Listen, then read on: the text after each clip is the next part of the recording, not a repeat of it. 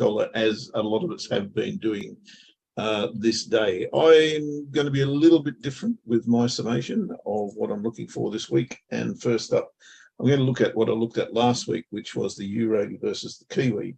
And that was my trade of the week last week, coming off the top of this broadening pattern. And we had to wait for a higher low. It turned up very, very quickly on the Monday, as a matter of fact, and hopefully some of you got into that short down to the monthly pivot.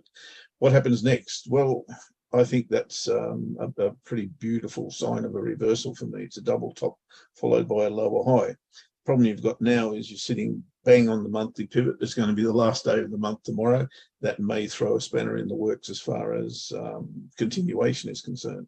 I wouldn't want to be picking that up here anyway, so I'd much rather see it pull back to the trend line one more time, maybe even give us a false break of that trend line, and maybe even monthly pivot won't be there on Tuesday, of course. So that won't be reliable, but this trend line will. So I'll be looking for a false break off that come maybe Wednesday, Thursday, thereabouts. That's Euro Kiwi. Only two others on my watch list for the week, and one is Pound Aussie.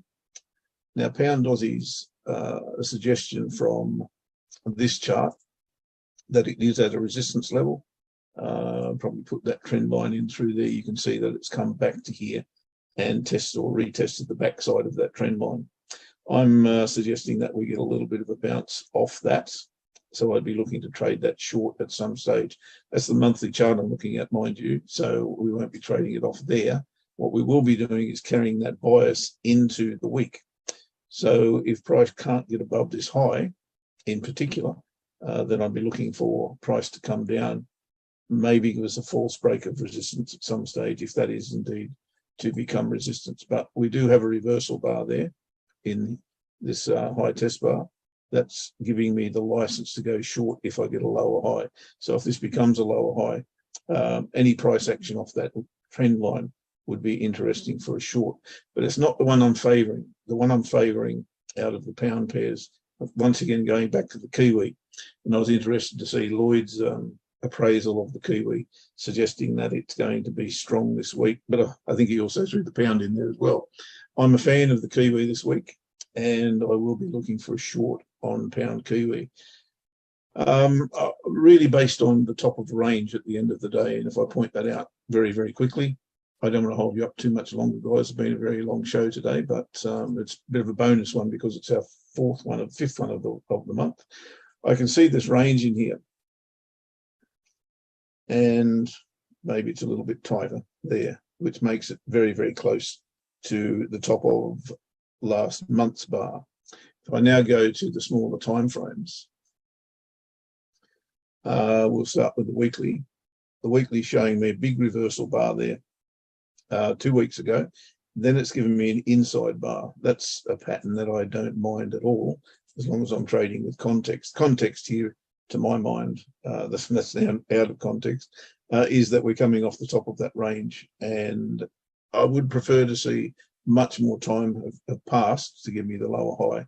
But game changer bar, I call those, followed by an inside bar, does give me the idea that we're going short here. So a short underneath that bar makes sense. Stop loss above it.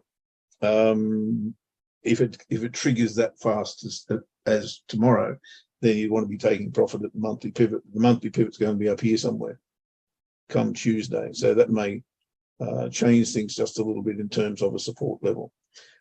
Not suggesting that we need to go short right now. I think these are definitely pointers, directional pointers, and for that reason, I'd be willing to trade anything off resistance up here on the smaller time frames. And right now, that's almost a scenario that I like. So price, if it could break through here, come back underneath and retest that level, then I'd be willing to trade it short. So it's pound Kiwi, euro Kiwi, both shorts from me, pound Aussie following up. But we do have Aussie news, of course, on Tuesday. That will be the interest rate announcement and the RBA statement. And of course, on Wednesday, Thursday, that will be a bit of a super challenge as well, because we've got the BOE and the Fed doing exactly the same thing as the Aussie. So it's a big week in terms of interest rate announcements. if you can get in the market and get free trading before they happen, you've probably got a very good chance of winning some dough. I'm hoping that will be the case for myself. My thanks to all the presenters for today. It's been a long one, guys, but it's a bit of a bonus, as I said, with the 5th week of the month. And we like to bring as many traders into the room as possible. We hope you've enjoyed it, got something out of it, and we look forward to your company when we do it all again next Sunday. Have a wonderful rest of your Sunday. Bye-bye for now.